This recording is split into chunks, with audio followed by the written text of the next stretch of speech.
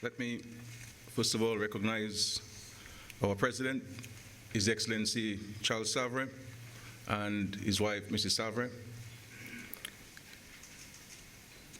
My wife, Honorable Melissa Skerrit, Member of Parliament for Roosevelt Central, and my son, Dimitri, and my dear little daughter, Isabella. Honorable Reginald Ostry, our Senior Minister, Honorable Joseph Isaac, Speaker of the House of Assembly, Your Ladyship Justice Wynant Adrian Roberts, Resident Judge, Your Lordship, the Most Reverend Gabriel Malze, Bishop of Roseau, our dear Methodist Reverend who prayed for us this morning, Honorable Lennox, honorable members of Cabinet and their spouses, Honorable Lennox Linton, Leader of the Opposition, Your Excellencies, members of the Diplomatic Corps, Honorable Alex Boyd Knights, Speaker Emerita, Ambassador Steve Farrell, Secretary to the Cabinet, Ms. Dennis Edwards, the Financial Secretary, our Chief of Police, Permanent Secretaries, Pastor Randy Rodney, awardees, distinguished guests, members of the media, fellow Dominicans, ladies and gentlemen, good morning. Praise be to God, and may the peace and blessings of the Lord be upon us all. Dear citizens, residents, friends, 42 years ago, our nation was born. We shed the cloak of our colonial past and emerged to face the future as a republic that would dare to be known as the Commonwealth of Dominica. In doing so, we were declaring to the world that we were fully capable of charting our own course, of determining our own future and destiny, of building and leaving a legacy for generations yet unborn.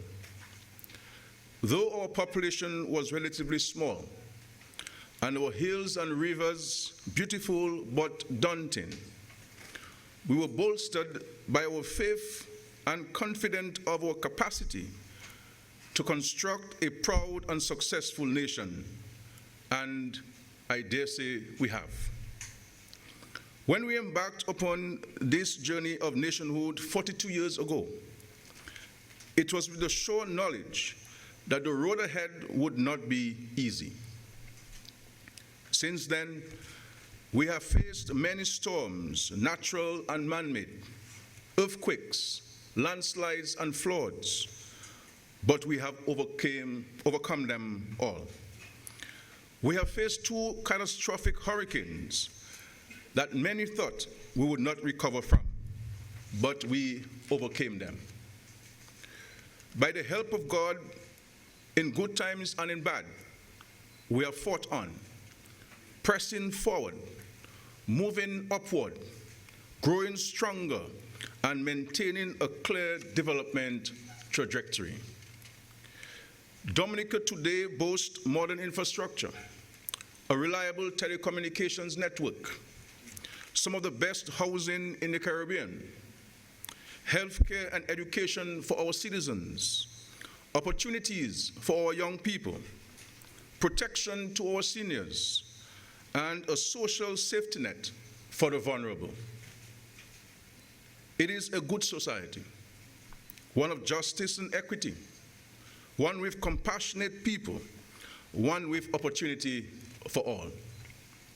We now face the unprecedented global impact of the novel coronavirus known as COVID-19 pandemic. But this too we shall overcome. Dominicans know how to endure. Dominicans know how to persevere. We have done it time and again, and this time is no different. We will overcome. We will triumph. Dominica will succeed. We are a strong people. We are a determined people. We are a resilient people, and we are building a resilient society, environment, and economy that will protect us against external shocks, whether they are social, economic, environmental, or man-made.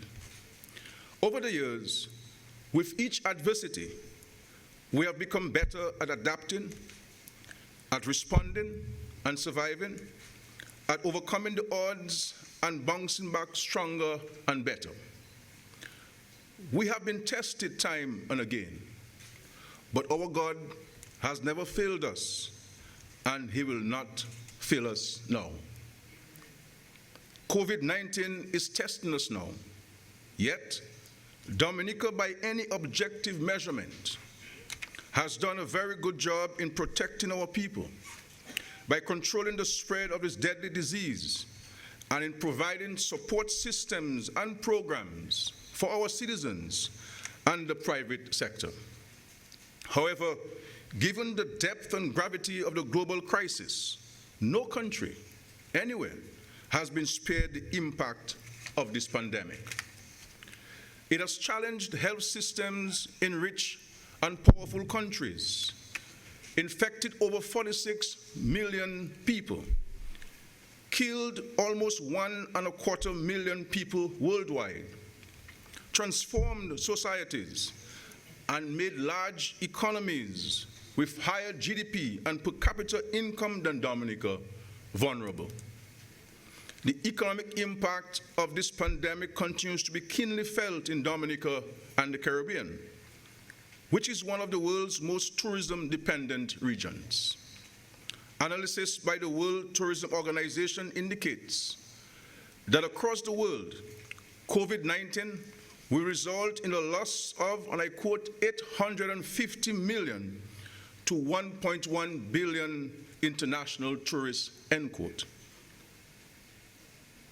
The loss of US 910 billion to US $1.2 trillion in tourism revenues.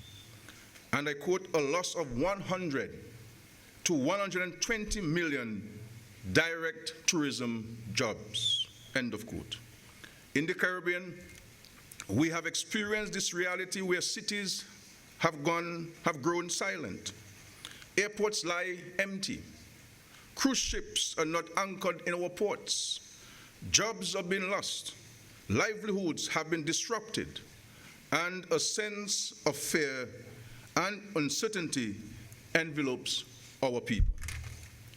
In Dominica, government revenue has decreased substantially, while at the same time, expenditure has increased to provide stimulus packages, support to those seriously affected, and to adequately provide for the health response to the pandemic. That is the new reality we live today. Following on the initial spread of the pandemic, a number of developed countries, which are our principal tourism markets, are experiencing a second wave of infections that has prompted new lockdowns. This will have serious consequences for the already severely impacted economies of the Caribbean, particularly the tourism-dependent sectors. You may well ask, what is the government doing to address the crisis and prepare Dominica for its post-COVID-19 future? Ladies and gentlemen, times of crisis, and more so an unprecedented crisis, like the impact of COVID-19 pandemic that we are currently facing, call for strong, determined, and visionary leadership.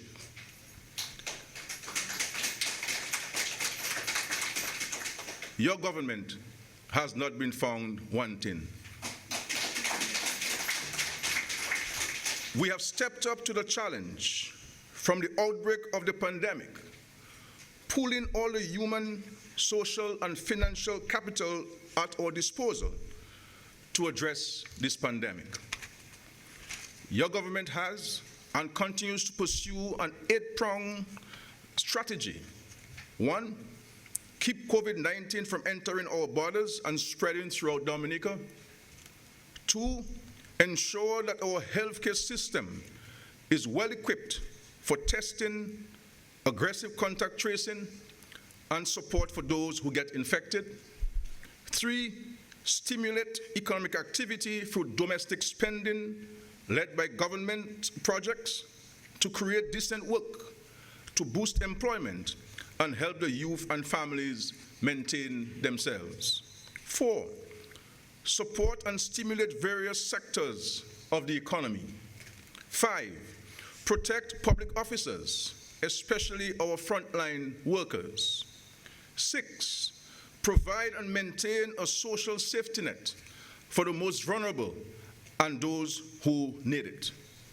7, prepare our economy and society to bounce back quickly after COVID-19 eases and travel resumes. And 8, continue our quest to build resilience. Our country has received much praise for our handling of COVID-19. Your government, through our Ministry of Health, has put in place health and safety protocols, including the wearing of masks and physical distancing. We rapidly established appropriate quarantine and treatment facilities. And despite the high cost and difficulties in sourcing, we acquired the necessary supplies and equipment to safeguard our citizens, control the spread of the virus, and successfully treat those who contracted it. Like other nations around the Caribbean and the world, we had embarked on a period of domestic lockdown and closed our borders. We did not want to return to those days. We must therefore take on our individual responsibility in fighting this virus. We as a nation must not let our guard down. This recent isolated cluster of cases has reminded us of the need to continue to be vigilant and the need to continue to follow the health protocols and guidelines, including practicing good hand hygiene, mask wearing, and physical distancing. To our first responders and frontline workers who are working hard to keep us safe, I convey the thanks and sincere appreciation of a grateful nation. To date, your government has spent over $12.7 million in providing direct support to Dominicans most affected by COVID-19. And despite the global challenges, government has ensured that no public officer has been sent home or had their wages cut. And very importantly, no public officer has been paid late. Sometimes they're even surprised to get their salary so early. We have maintained our national employment program to ensure that interns could continue to feed their families and keep a roof over their heads. Our social welfare programs, which create an important safety net for our most vulnerable, have also been maintained. Your government has mobilized resources, and with the help of our partners, we have been able to offer income support to those who lost their jobs in the private sector. We have also provided loans and grants, tax rebates and tax amnesty, and duty-free concessions to assist the private sector. We have ensured that our health system continues to be adequately staffed, well-stocked with essential medical drugs and supplies, and is fully functional and capable of managing the pandemic. Although Dominica is very much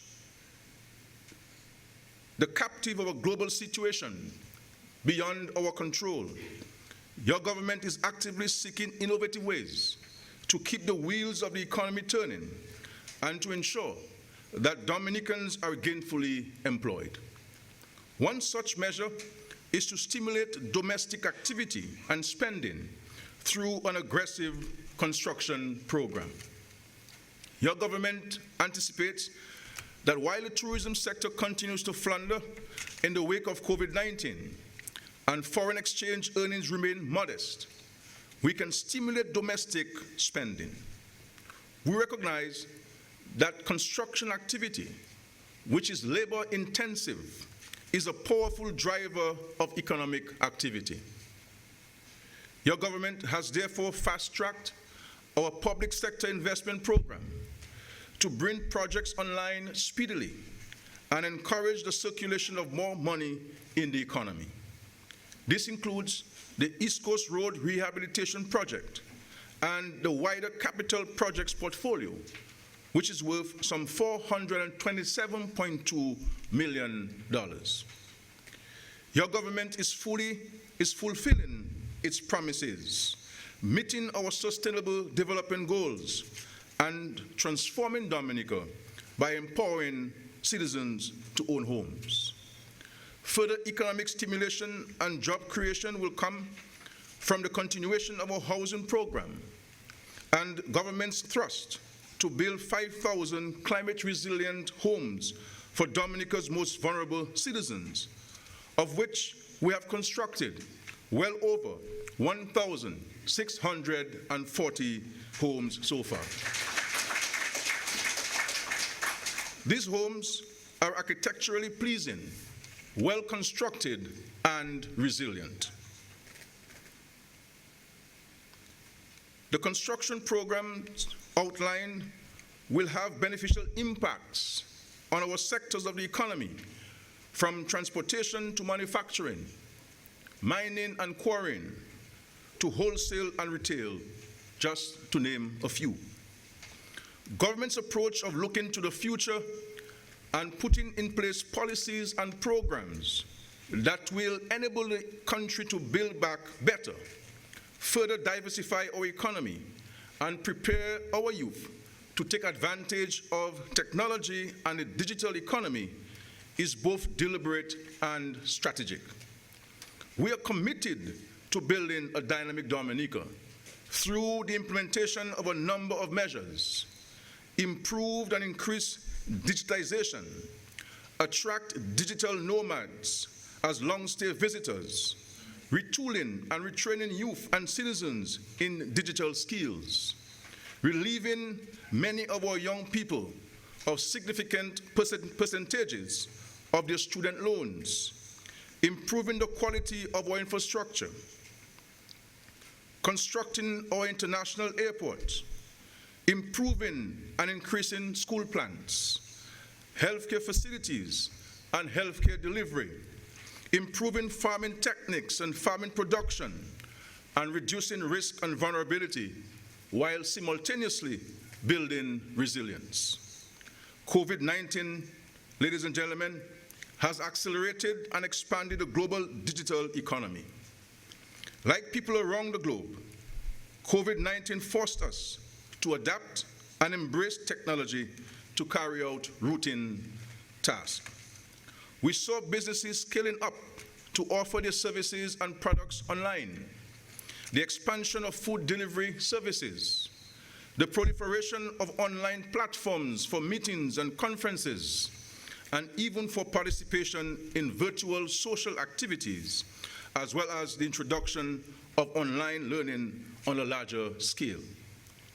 To further move Dominica into the digital age, your government is shifting its services and fee payments onto online platforms. It is providing more opportunities for training our young people, and we have embarked on a digital transformation project that will be a driver of economic growth, job creation, improved service delivery, and e-commerce as a new plank for our economy. This includes training our citizens to monetize the internet to boost livelihoods. Among other things, it will prepare them for opportunities and openings in the gig economy and facilitate global digital nomads to work remotely from Dominica. COVID-19 has been the greatest disruptor of our lifetime. It is causing change at a rapid and unprecedented pace. Out of sheer necessity, Dominica must be nimble and proactive in reacting to that change. We have therefore recently launched our Safe in Nature tourism program, which allows visitors to have a map of the beauty and wonder of Dominica in a COVID-19 safe environment. Government is also developing a work in nature product that will encourage an extended stay by visitors to live and remotely work on island for up to 15 months.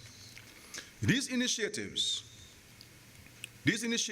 facilitate opportunities for our service providers in telecommunications, housing and car rentals, dining, taxis and tours, health and wellness, among others. My dear friends, raising capital in innovative ways and leveraging that capital to support development and commercial activity at a national level is a challenge facing all Caribbean and small island developing states and developing countries. Government will soon be launching an entrepreneurship visa program, which is aimed primarily at mobilizing support and finance for micro, small, and medium enterprises in our country. The entrepreneurship visa program will invite interested investors to make a substantial financial investment in Dominica in a designated fund from which MSMEs can obtain grant funding. We will also focus on strengthening entrepreneurship generally, including for the creative industries. This targeted support will help our businesses to develop and thrive. As indicated earlier, the strengthening of our agricultural sector was one means of preparing for the future. The Ministry of Agriculture has already begun working with some farmers in building resilient food systems and transforming our agricultural sector to one that is more technology-based. Support has been provided to develop aquaculture farms, prawn farming, the introduction of more exotic resilient crops, and agro-processing. The opportunity is there to increase our production and variety, to be able to meet local demand and provide for export. We need to take advantage of this, especially in the post-COVID-19 environment, when the Caribbean region will be attempting to become more food secure, reduce imports from outside the region, and guard against supply chain disruption. While we accept the fact that COVID-19 is part of our reality and that many of our coping mechanisms are congruent with our sustainable development, we have to ensure that we continue with our major development plans to create the dynamic and resilient Dominica that you deserve. My fellow Dominicans, we cannot talk about becoming a resilient country and not address the vulnerabilities and limitations of air access to our country. There can be no doubt that an international airport is a necessity now for Dominica. An airport with the capacity to accept long-haul flights will be a significant boost to our expanding tourism industry, improve access to our island, and its attractiveness as a place to do business. Our international airport will enable us to get our goods to markets faster, expand the range of markets open to us, and support the diversification of our economy. I made a promise to the nation that this government, your government, would deliver an international airport to the people of Dominica. And I say to you, deliver we shall. All of the 411 acres of land that are required have been acquired. If all goes well as planned, all negotiations with landowners for fair compensation for the land will be completed by the end of November 2020. Dear citizens, we should not underestimate this process. This is a massive undertaking and must be done properly. We have established 8 different technical teams to ensure that every aspect is properly considered and handled, and that timelines and deadlines can be met. An international airport development company will be incorporated for the duration of the project to provide direction and support. A professional American firm experienced in airport development has been engaged to provide advice and oversight. We do not only talk about these things, we plan carefully and we approach matters responsibly. I say to you today that your international airport is coming. The airport site will be handed over to the developers on the 1st of December, and construction of our international airport will begin in the first quarter of 2021. I know that the process will cause disruption and inconvenience for us, and particularly for the people of Wesley who have to be relocated. Be assured that your government is committed to taking every measure to minimize the impact on those so affected. Your government will ensure that the people of Wesley and Woodford Hill and Palm Tree will be properly compensated and will benefit from the development that the construction of the international airport will create in your area. I want to thank the affected residents for their patience and understanding. I thank you for your contribution to this vital national project. The names of all of you who have given up your property for the construction of the international airport will be inscribed on the walls of the terminal building as a lasting testimony of your contribution to the development of this national project. So Glorious Chillingford's name will be there, and Priam Williams. Fellow citizens and friends, the COVID-19 pandemic has reminded us how important it is to be healthy and to have health facilities that are adequately staffed and equipped to deal with our health challenges. This is why your government has been focusing on changing the face of healthcare delivery in Dominica. We are improving our primary healthcare service that has served us so well, particularly during this pandemic. We have seen the construction of new smart health centers, and 3 more health centers will be completed by the end of the year, and 3 additional ones will be completed in the first quarter of 2021. Work is progressing at a rapid pace on our new hospitals in Roseau and Marigot. This will greatly expand and upgrade the quality of healthcare available to our citizens. And importantly, it can foster opportunities for us in health tourism. It creates greater confidence for our visitors and citizens alike and remote workers to make Dominica the destination of choice. We have also given attention to improving service delivery.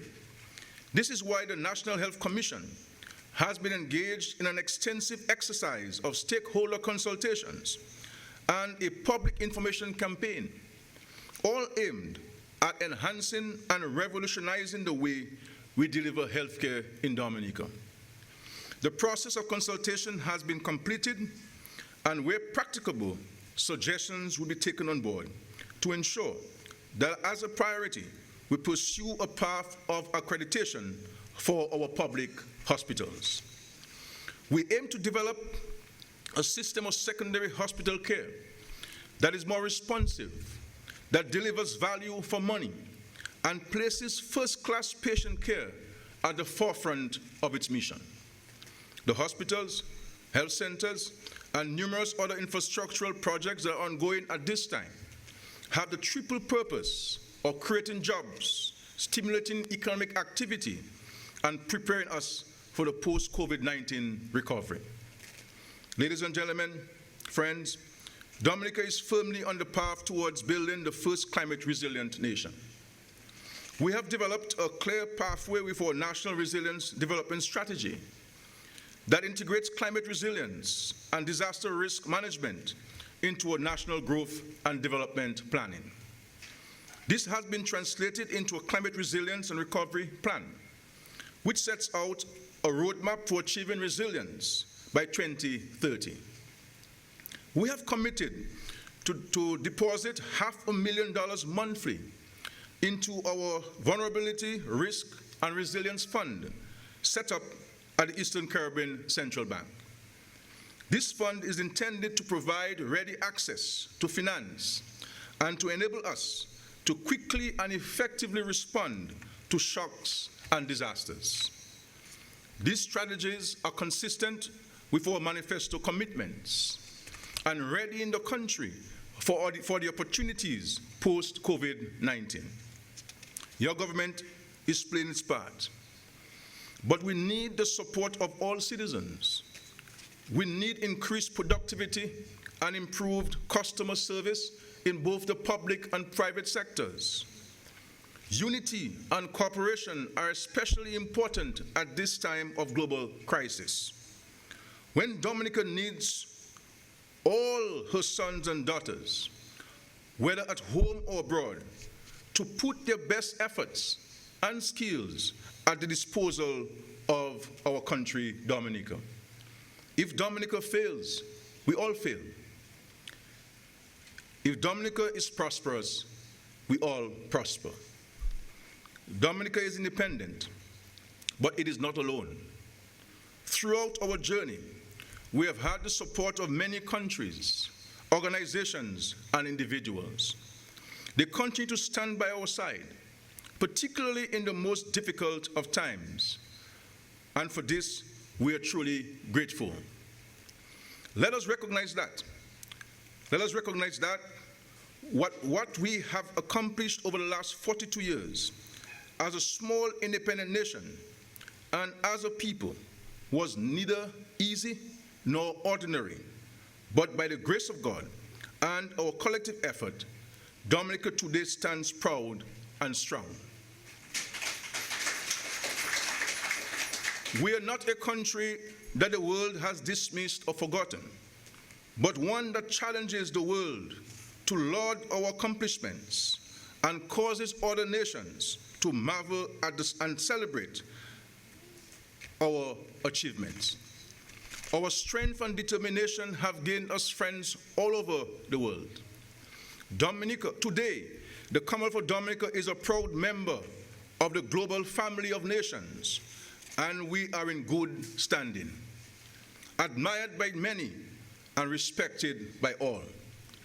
That admiration and respect did not come by accident. It was earned by the sweat of our brow and our achievements as a people, and by our fortitude as a nation, and always standing on the side of principle in the international community. 42 years after independence, it can truly be said that Dominicans have proven the pundits wrong.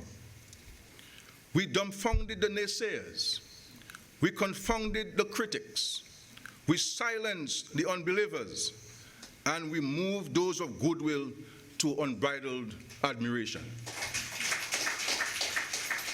Today, as your Prime Minister, I join our nation in celebrating a proud, successful, resilient, 42-year-old Dominica.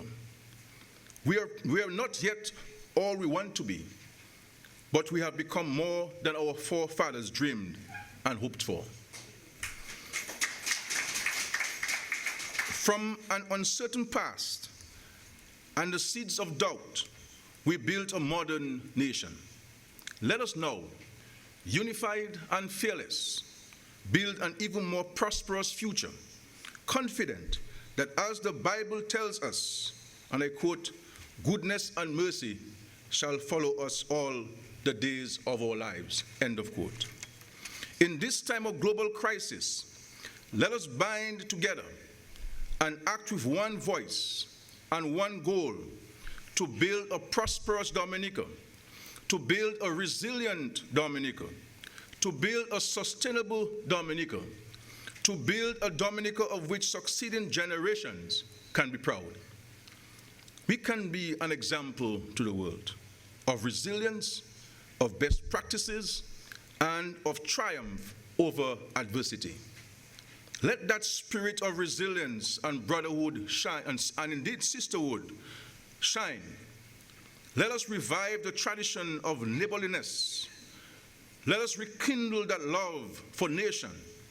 Let us go forward as Dominicans, united with one purpose. May God continue to bless Dominica and keep us safe from adversity. Happy Independence, Dominica. Happy Independence to Dominicans everywhere. Before I leave this podium, I wish to congratulate all the awardees for this year's Independence celebration. But in particular, I salute and recognize Mr. Ronald Green, our former leader of the opposition, an individual whom I have the highest personal respect for. And to my dear Aunt Stella LeBlanc, I remember the days when people would wake us up at 3 o'clock in the morning, complaining they have a headache and you had to go out to care for them. And I remember the days as a young boy going with you in Ansdeme and Dodan, house to house, meeting the patients, and in Penville, in the rugged roads, in the mountains and the valleys of so many parts of Penville. And I am very proud to witness your recognition by the nation for your contribution. May God truly bless our country, Dominica. I thank you very much.